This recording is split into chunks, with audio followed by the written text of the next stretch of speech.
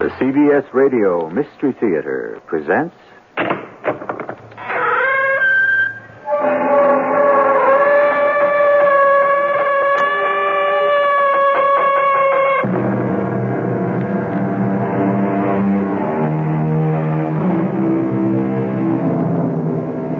Come in. Welcome. I'm E.G. Marshall. There's a spirit that roams the noisy cities, the dusty towns, and the languid villages of America. A gentle spirit, a kindly spirit. And why not? It happens to be the spirit of the kindest and most gentle of all the great American writers, William Sidney Porter. You know him better as O. Henry. Why he called himself O. Henry must remain a mystery. What compelled him to write constantly, steadily, day and night, almost without rest, must also remain a mystery. Indeed, though his life seems to be an open book, he must be considered one of the most mysterious figures in our literature, which means he has a home here on Mystery Theater.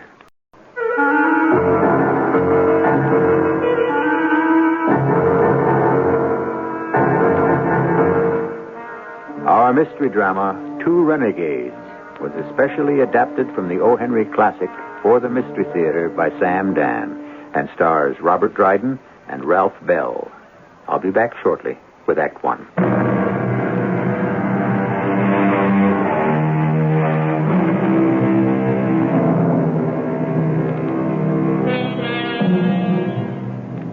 Never give a sucker an even break seems to be the motto of today's get-rich-quick fraternity.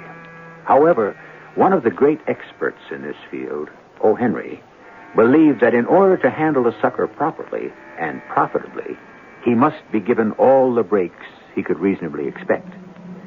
O. Henry created a never-to-be-forgotten band of absolutely delightful flim-flam artists, bunco spielers, and con men who took your money with such style and grace it was almost an honor to be a victim. For instance, there was Bernard O'Keefe. How to describe Bernard O'Keefe? Well, why not let the master himself, O. Henry, describe Bernard? How to describe Bernard O'Keefe? Well, my friends, dramatically is perhaps the best way. So, picture, if you will, a buckboard drawn by a smart-stepping mare, carrying within it a handsome young man, a pale, frightened, but beautiful young woman. Oh, she's a peach, especially the way she clings to his arm. They stop at a prosperous-looking farmhouse. She's too shy to talk, but the young man, the words pour forth like a fountain as soon as he sees the farmer. Sir, please tell me, how far is it to the nearest preacher? The nearest preacher, huh? Oh, please, sir, we haven't a moment to lose. Yes, be old Reverend Barksdale, but he's already... Isn't there one around here? Ain't the preacher and I know Reverend Abel's 4 miles over to Caney Creek. Oh, my darling, that can't be your father after us so soon. Jinx, that fellow riding up hell-bent for election. He's dressed all in black. There ain't a preacher right now. Flag him down. Oh, down there, Reverend. Oh, there. Reverend, you are a reverend, aren't you? Well, son, it transpires that I am the Reverend Abijah Green, traveling to the Little Bethel Schoolhouse for the preaching next Sunday. Amen, Reverend. We must be married at once. Indeed. You must? Oh, no, Reverend. It's nothing like that. But her pa won't hear about it, and he's got the plow mules hitched up to the buckboard, and he can't be too far behind. Will you marry us? Well, I'm not sure it's the... Oh, please, Reverend. This young lady and I, we're very much in love. Well, I suppose we could ask this older, more experienced gentleman here, this farmer, if we could use his property for the ceremony. And so they're married. In the farmer's parlor. The farmer grins, breaks out a jug of cider. Farmer's wife sniffles a bit, pats the blushing bride on the shoulder, and that's it. No, wait. I forgot one little detail. The Reverend Abijah Green writes out the wedding certificate. Folks, we have a tiny legal detail. I have to sign the marriage certificate according to the powers vested in me by the sovereign state of Arkansas, and I require 2 witnesses. Sir, would you and your wife legalize the marital status of this happy young couple? Reverend, I'd hold that in honor. Tell thee, take your pen in hand. Right there, ma'am. That's it. And right here, sir. Ah, yes, that's in order. Son, you want some good advice? You just begin by showing her who's the boss. Oh, Reverend, and you, sir, and your lovely wife. How can my bride and I thank you for your loving kindness? Well, I shall write curtain to that scene, because if it goes on much longer, you'll all dissolve in tears of joy. And you shouldn't, because it's a fake. Yes, friends, a fake. It's what's known as the I love you truly grift. The young man was Mr. Parleyvoo Pickens, the bashful bride, Miss Sarah Malloy. And they are Confederates of Mr. Bernard O'Keefe, who plays the Reverend Abijah Green. And he marries them at least 20 times a month. But why? What's the swindle? The money? Oh, well, you see, Bernard O'Keefe takes those marriage certificates and discounts them at various banks. You ask, how can you discount a marriage certificate? Well, those beautifully inscribed documents weren't really marriage certificates. They were promissory notes. And when all the farmers and their wives discovered they were liable for $200 or $300 or $400, doesn't it prove that you should always examine what you sign? However, all this is merely to acquaint you with our hero, Bernard O'Keefe. So then, imagine my surprise one day when I happened to be in the gate city of the South, where the old Confederate veterans were once again united to march beneath the beloved flags of the old lost cause, and I happened to see a familiar face. A face that was so out of place that before I was even aware of what I was doing, I had rushed forth into the heart of the parade and dragged him to the sidewalk. Bernard O'Keefe! Hey, in the flesh. Now, sir, please explain your violent behavior. I'm to explain. What? Why, it's the wretch. The ink-stained wretch of the Fourth Estate. Barney O'Keefe, northerner born and northerner bred. What are you doing here, yipping and hallooing for the stars and bars? Why, sir, this is my native land. Barney O'Keefe, you're talking to me. What are you selling, snake oil? No, sir. Hair restorer? Why do you always look at me and think the worst? Because the worst is absolutely the best I can give you. Now, what are you up to here? Well, I would tell you and tell it gladly, if my throat were not so dry. Oh, well, by a happy coincidence, I believe I spy an oasis of liquid refreshment just up the street, Mr. O'Keefe. In that case, sir, lead and I follow.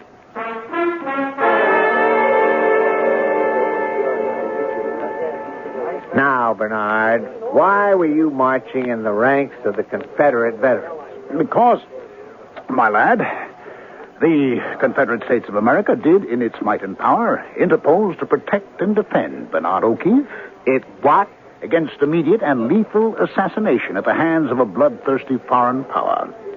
After my own United States of America had disregarded my appeal for life, liberty, and habeas corpus. Yeah, but Barney, the Confederate States of America is no longer a going concern. Is that a fact? It's actually been out of existence for almost 40 years. And you, Barney O'Keefe, can hardly be more than 35. So, therefore, when was it that the deceased government you referred to exerted its influence in your behalf? 4 months ago. 4 months ago. Yes, I am eternally grateful to the Confederate States of America. If it hadn't been for that war, I'd be breathing today with souls so dead. Barney, is there a story in all this? No, but I'll give you the facts. You know, I went down to Panama last year. Yeah, that's where they're going to build that canal. That's what I thought. And since it seemed like a place where a lot of money would be changing hands, but they're never going to build that canal. The idea of the things keeps Teddy Roosevelt bellowing like a bull, but you can't build a canal in the Panama. Why not? Well, the mosquitoes. They got mosquitoes there the size of chicken hawks. And if the mosquitoes don't carry off, the Chagres fever will. The what? I better not repeat it. It's so contagious, I believe you can contract it merely by hearing the name. Well, anyway, the day I got there, I caught it. And as I lay dying in this little town called San Juan on the coast, I finally got the doctor. The only doctor in miles to come see me. Doc Milligan was his name, and the sight of him could give a man a relapse. He had the bedside manner of a Comanche medicine man. And when he put his hand on your forehead, you felt like Captain John Smith just before Pocahontas brought the reprieve. Well, this old medical outrage takes one look at me and bellows. You're a damn Yankee, ain't you? Yes. I'm from the North, and I'm accustomed to first-class doctor, and I hope my condition ain't beyond your skill, Doc. No, you was a blame Yankee minute I laid eyes on you. I can smell a Yankee. Now, don't reopen the chasm, Doc. As far as I'm concerned, we're all human beings, even Southerners. Which prompts me to ask, what are you doing so far south of the Mason-Dixon line? I ain't going back till the capital's reestablished in Richmond, Virginia. And even that's a bit north from me. You may be here a long time, Doc. And you'll be here forever, Yank. Less'n you take one of these powders every 2 hours. Oh, will they cure me? They cure some, they kill some. You have to wait and see. What kind of Yankee bunco scheme have you brought down here with you, eh? Well, Doc, as you may know, two gentlemen, the Wright brothers, invented a heavier-than-air machine that flies. They were Southern boys, I hear. Well, in any event, I decided to come down here and sell airship lanes. Airship lanes? Yes, sir. I bought him up. I have the stock certificates and all. Now, here's a chance to get in on the ground floor. You own the rights to the airspace above the ground. Now, how many lanes shall I put you down for? Yank, is that a way to talk to a man that's going to save your life? Well, Doc, I'm only trying to make you rich. Look, for $50, you get absolutely unimpeachable rights to 50 miles of airspace. Yours and yours alone to have and to hold. Why, you thieving, cheating Yankee. Everybody knows the air's free. How can you cut it up into lanes? $50, Doc? A finer bargain don't exist. It's a chance of a lifetime. You low-class, no-account northerner. The air belongs to everybody. $1 a mile. How can you beat the price? In a 50-mile lane for only $50. You ought to be horsewhipped first and then taken out and shot. Now, Doc, because it's you and you saved my life, I tell you what I'm prepared to do. For you and you alone. A special bargain price. 2 air lanes for $50. Well, now you're talking. And that's Doc Milligan. Don't lose sight of him. We'll meet him later. We're going to need him later. Anyhow, those powders sure pulled me through. There I was, walking along the streets of San Juan, trying to get rid of my airship lanes, when suddenly 2 soft arms seized me in a fond embrace. 2 luscious red lips sought mine in a passionate kiss. 2 flashing black eyes lit up my own. Querido! Senorita, I don't believe I've had the honor of... Querido, you have forgotten. You have forgotten your own Rosalia. Oh, well, It's me, Rosalia. You've come back to me. I'm sure there must be some mistake. I must tell my brother. Your brother? El Tigre, the tiger. He is the one who said you would leave me and return to your own country.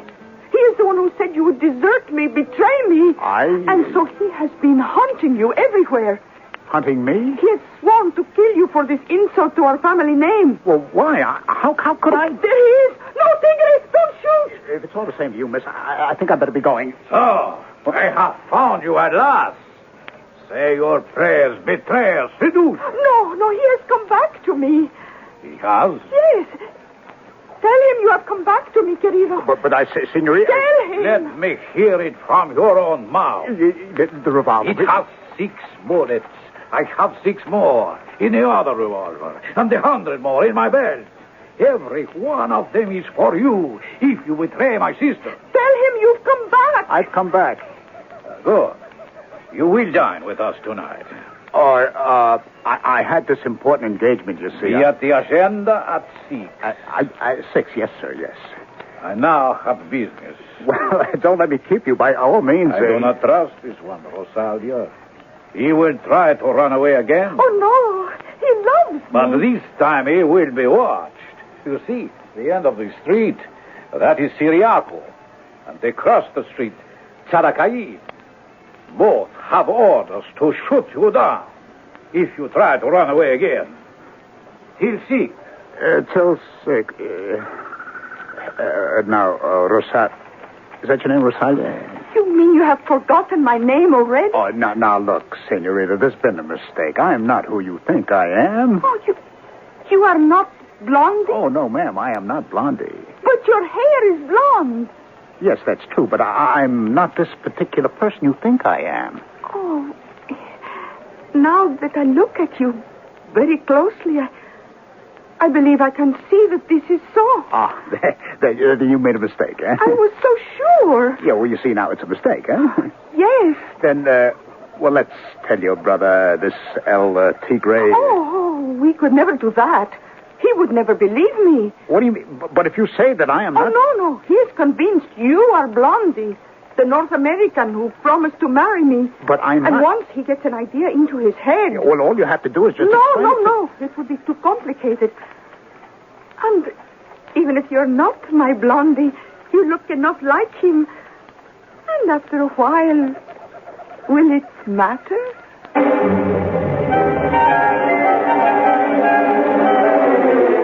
Will it matter? What a philosophy. It seems that anybody can fall in love with anybody. Well, what is it? A super-confidence game? A sour hustler about to be out-hustled? In an O. Henry story, you never know. Certainly you don't know in the first act. We'll lead you a little further down the path in Act 2 in just a few moments.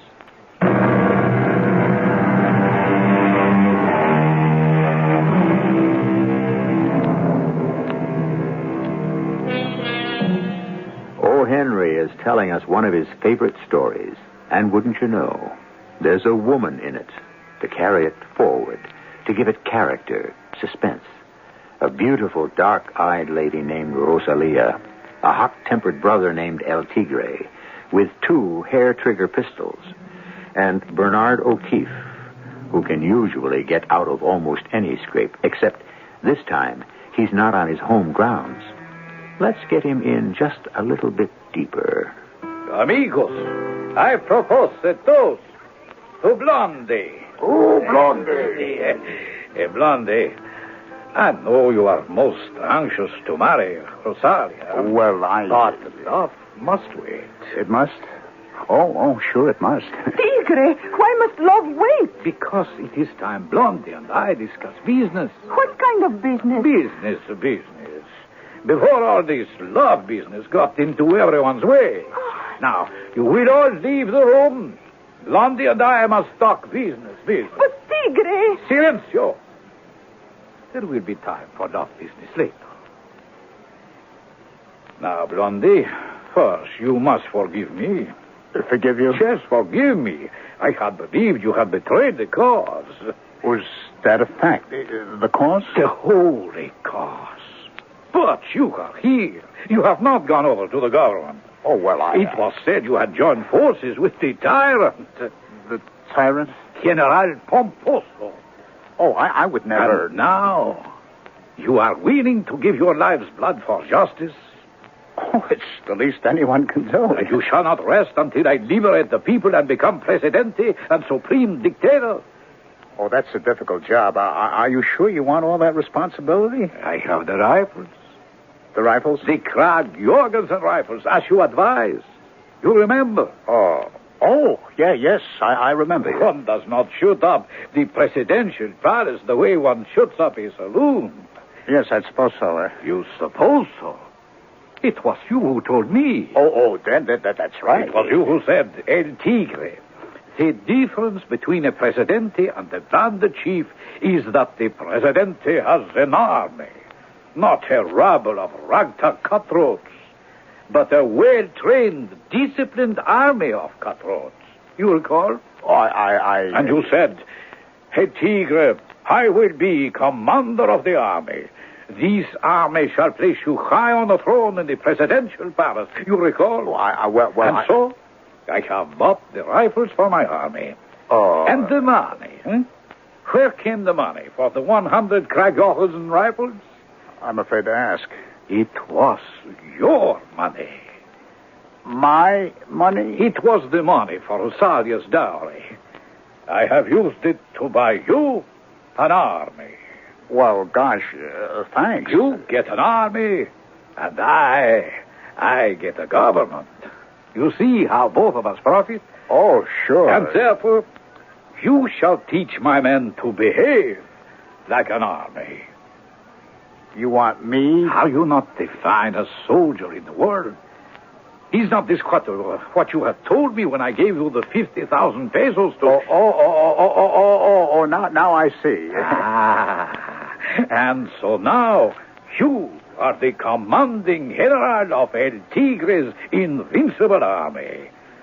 Tomorrow morning, we begin to train the army.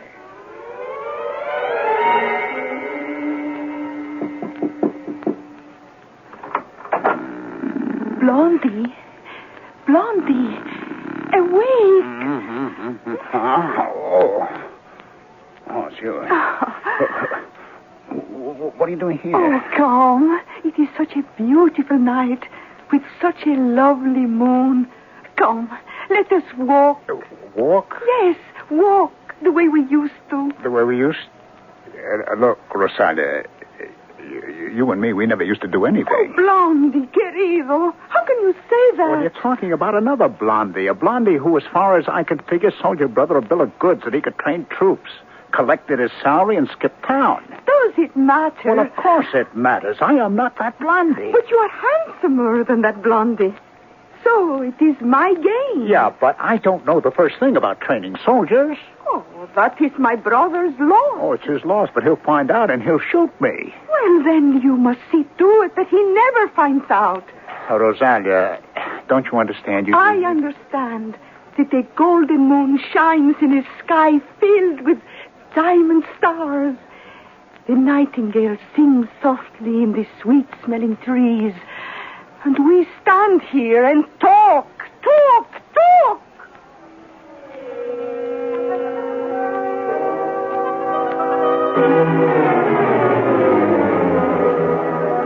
Morning, Dr. Milligan. No, it's the Yank. Well, when's the first airship going to come by to pay me for crossing my airspace? Huh? Any day now. What's holding them back? Well, you see, Doc, they got to build them first. You mean they ain't none in operation now? Well, didn't I tell you were getting in on the ground floor? Looks more like I got in at the cellar. You know, Doc, just looking at you, I can't help thinking what a splendid soldier you must have been. What's this going to cost me? Oh, now, how can you say such a thing? All I want to know is... Yes? How the South trained its magnificent army.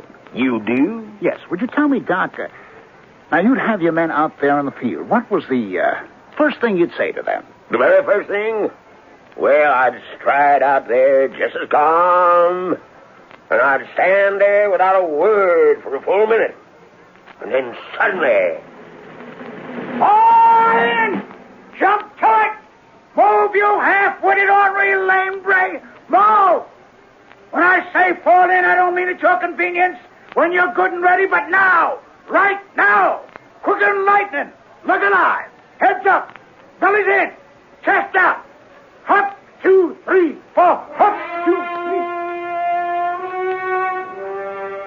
Oh, Blondie, El Tigre is so happy. Yes, I'll bet he is. Oh, soon the army will march against the presidential palace. March against the presidential palace. With you leading the way. With me leading the way. Oh, my hero. With me leading the way.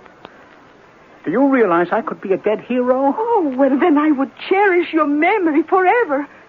I would wear black the rest of my life.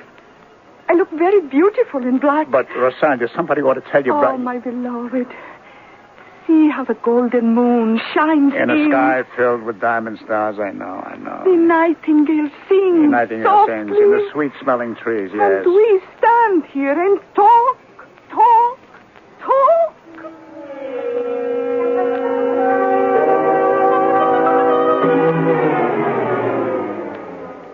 We attack tomorrow at dawn, General Blonde. Oh, we did. We what? Attack! Attack! The army is ready. Yeah, I don't think so. Yes, you do not know these men as I know them. Oh, yes, but... How splendidly you have trained Well, that's them. because nobody's been shooting at them. But that is of little account. Each man is ready and willing to die for liberty and justice. But... for freedom, democracy, and truth. Still... One must know when to seize the moment. When to cast the die. However... You shall lead the invincible forces of the liberator El Tigre to victory. I'm only The suggesting... men, inspired by your gallant leadership, shall make this the most glorious day in the history of our nation.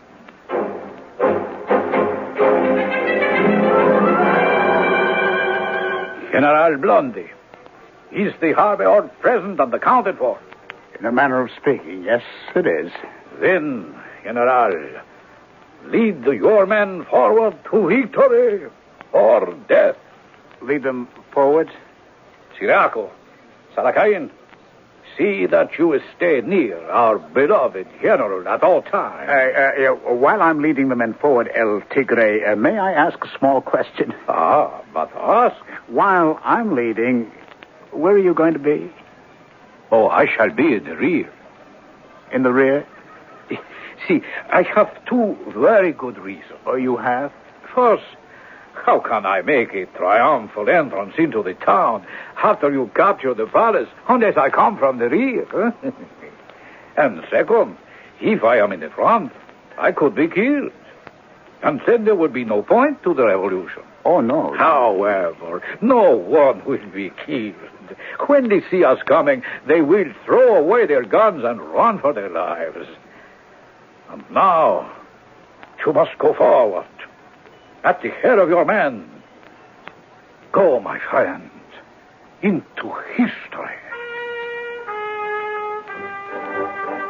And so the army, with the General Blondie at the head, marched bravely up from the beach, through the streets of San Juan, where the people blew kisses and threw flowers at us. And I thought to myself, maybe it won't be so bad after all. We'll carry off this little caper yet. And then as we marched up the long, broad, green lawn of the presidential palace, I heard it. And when you hear it for the very first time, it freezes the blood in your veins. It congeals the marrow in your bones. It was a mortar shell. Charge! Charge, I bellowed at the top of my lungs. I drew my sword and I turned to inspire my men. But when I turned, I saw I didn't have any men. Where a few seconds ago there were 100 marching soldiers behind me, now they'd all disappeared. I was alone suddenly. And I saw men, hundreds of them, not behind me, but in front of me. They had rifles with bayonets pointing at me, and they didn't look at all scared. They were out for blood. And there was no one there but me.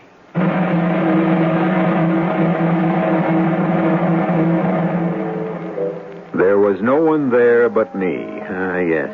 That should be the title of the Song of the Patsy. That is, if some composer should get around to writing it. Yes, indeed. Let's all get together and fight. And when it comes down to the bare knuckles, guess who's the only one to show up? Well, I'll show up with Act 3 shortly.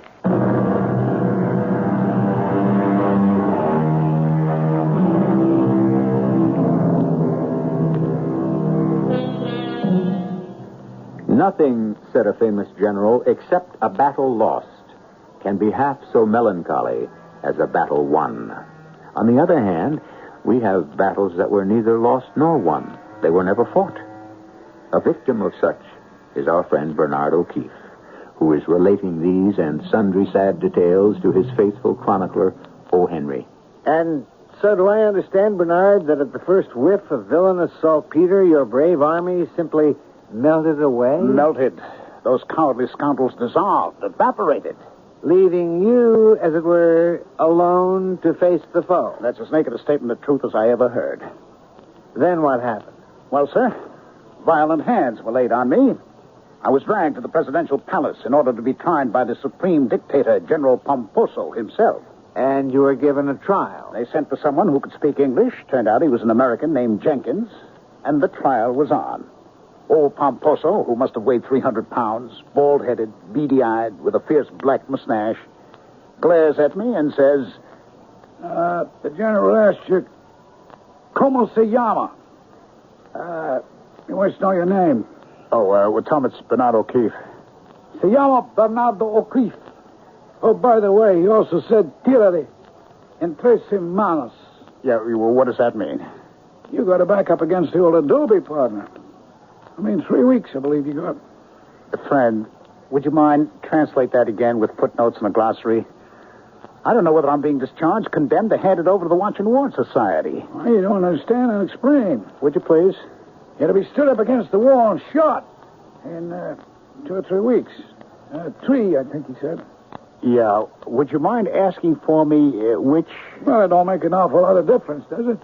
Yeah, well, I admit a week doesn't amount to too much after you're dead, but it does seem a real nice long spell while you're alive. Now, look, I'll tell you what I want to do. You get me the U.S. consul as fast as lightning. What for? What for? You heard the man say I'd be shot in 2 weeks. Well, it might have been 3.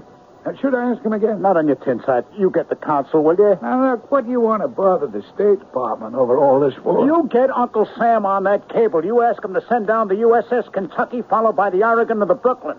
That'll be about enough battleships. We could also use a couple of cruisers, some torpedo boats. Hey, look, what are you standing there for? Go get the consul. See, I can't go get him. Why? Because he's here. I'm the U.S. consul. You a threadbare, down at the heel specimen like you. You're a member of the State Department? What were you expecting, Elihu, John Jay, or something? The fact is, the United States cannot interfere in this. What do you mean the U.S. can't interfere? What's the U.S. for, except to protect the rights of its citizens? Fact is, you were caught insurgent against the government.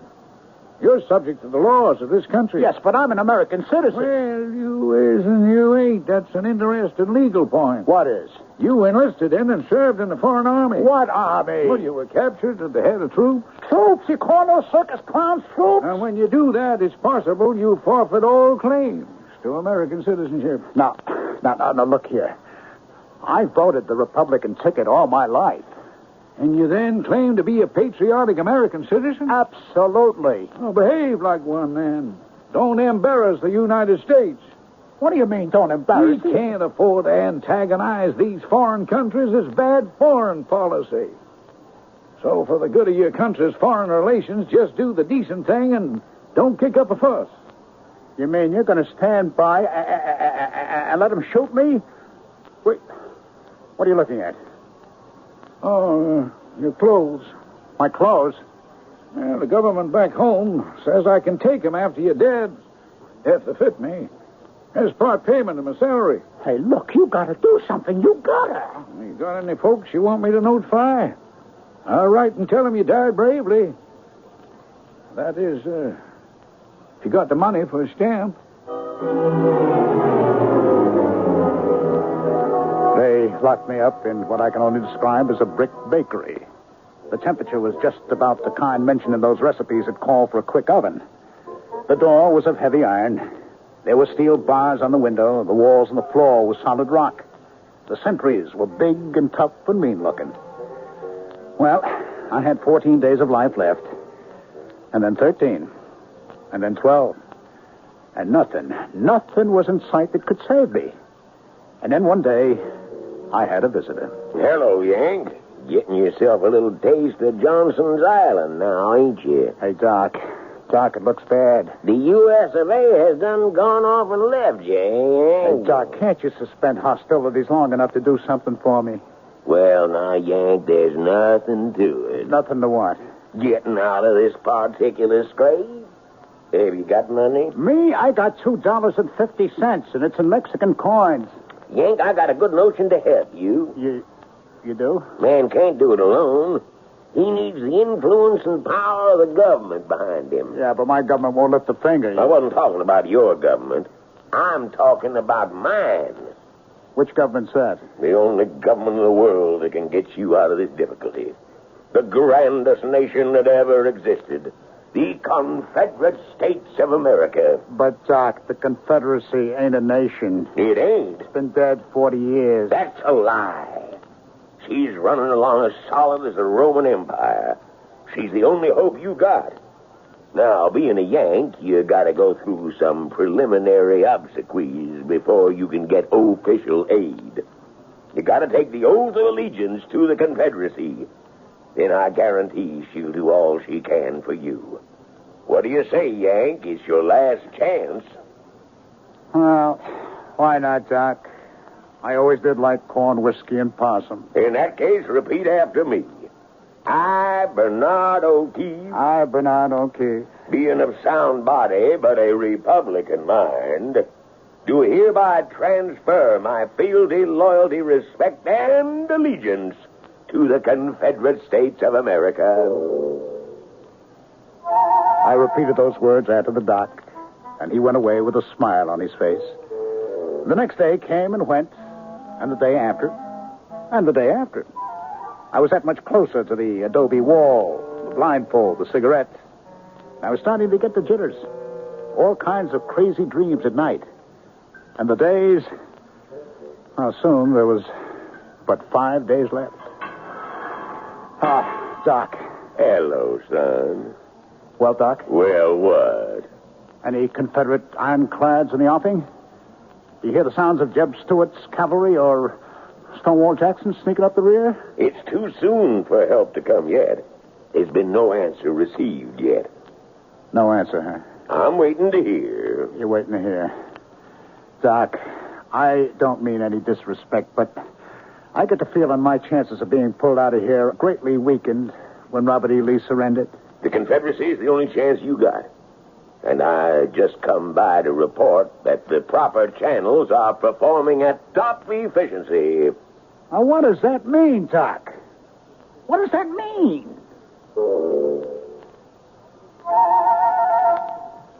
To which he smiled and winked and walked out. Was he playing with me? Taunting me? Why would he do that? Well, why wouldn't he? In the midst of this reverie, which was doing nothing for my morale, another visitor came by. Blondie. Rosalia, listen. Have you... Look at me. Look at you. I'm in black. All in black. Do I not look beautiful? I will wear black the rest of my life, as I promised. Listen, Rosalia, isn't there anybody you can... my poor Blondie. Such love, such passion. It would soon burn itself out in any case. Better this way. Better what way? Before you have time to grow tired of me and abandon me. Yeah, I would never abandon you. Why do we talk, Blondie? This is the last time, querido. See how a golden moon shines in a sky filled with diamond stars. Rosalia. Must we stand here and talk? Talk! Talk!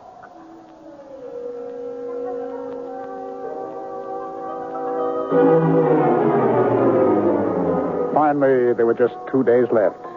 One, really, because on the next, I was to be shot. Shot? I never really believed it could happen, not to me. All that day I waited and waited. No one came, and nothing happened. And then I knew it was all over. The fateful day finally dawned. I heard a key inserted in the door. I saw them, a squad of soldiers with nice, shiny Enfield rifles. The sergeant nodded at me. I got up and followed him out of the cell. He placed me against the adobe wall of the yard. And the soldiers, 7 of them, leveled their rifles at me. The sergeant raised his sword. And I knew when he would bring it down, I would be dead. Nothing could save me. When suddenly... Hold it. Hold it right there. Here you are, Sergeant. This document signed by General Pomposo. This man has been reprieved. Son, you're a free man. You mean I'm saved? I'm saved? Yes, you're saved. Now, come along. We have to go for a walk. Say goodbye to the sergeant. Goodbye, Sergeant. Gentlemen. Oh, Doc. Doc, how can I thank you? It ain't me you should thank. It's the Confederate States of America. I vow to drink to the stars and bars for the rest of my life. And to sing Dixie. And to sing Dixie. Look there. At the dock, A banana steamer loaded and ready to sail in half an hour. Oh, I see her, Doc. The Confederacy has booked your passage. Be on her. I sure will, Doc. But tell me, where were the rescuing troops? If there was gunfire or a shell burst, I didn't hear it. Delicate negotiations between the two countries was carried on by the purser of that banana boat. $12,000 was paid to the officials in bribes to procure your release. 12 pounds? Like I said, from President Pomposo down to the sergeant of the firing party. But 12,000, where did the money come from? Yazoo City. I got a little bit saved there. You mean you spent your own money? Well, it's no use to me. Oh, Doc. Oh, Doc, what a great man you are. To spend $12,000 on a stranger, it surely must have been your life savings. That's what life savings are for, Yank. To save somebody's life. And now you better get on that steamer. Oh, no, Doc. I'm changing my ways. I have seen the light. I'll stay with you and help heal the sick and comfort the poor. You do no such thing. Sooner or later, the Presidente is going to find out it's Confederate money. Confederate money? Every dollar of it. You better be out to sea when the realization strikes. Oh, yeah. Goodbye, Doc, you old rebel, you. Goodbye, Yank. Better not miss your steamer. Hey, do we have time to sing one chorus of Dixie? I'll take the harmony.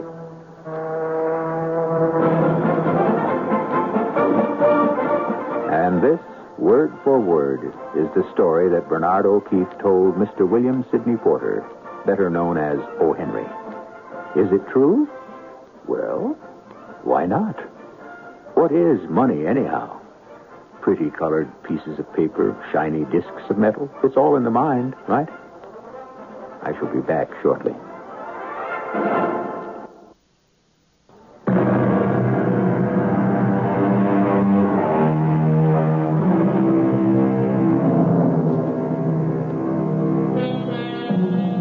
And what is the moral of our story?